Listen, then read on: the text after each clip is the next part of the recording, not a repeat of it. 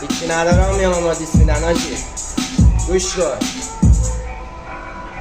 با بچه سالش هست من میام لباس بخرم تو برو کامنون بخرم مشتریات دیگه نگیرن تو سگ جرمن شپرد بوم چی جای خراب مثل بچه چه خرابایی که با تو معروف شدن چه کونایی که با کردن تو شاخ شدن چه روزگاری که با تو ببینن دیسمی تو یک فقط تو مرسه شاخ بودی من در کونه‌مو میگیرم تو بردم نه تو بگیر خط راستی ریختن تو شور انداخته بیرون ادبیات نهت بالاست که برکس خواب نمیده برعکس تو زیر هر سیبیل میری که حس بیاری دیدیش مامانی انسانی تیم میگیری به خاطر تنگوزی سدی استادی من بده بغل ننجا بعد میپاچم رو دام کمری تو برو تو فاز کورونای من تو فاز کرونا تو میخوای با من رقیب باشی ولی خون رقیقت میری رو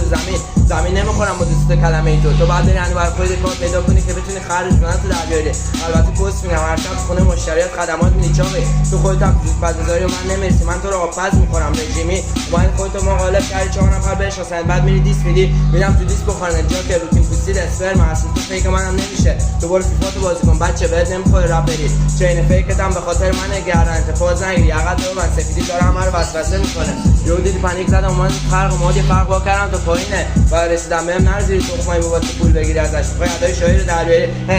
یا چند سال دیگه ادامه بدی میشه رقیب جعفر خودت چی دیگه انقدر فاز بری فاز میخوابونم با یه ترک واسه من کاری نداره دیگه کردن همه مثل تو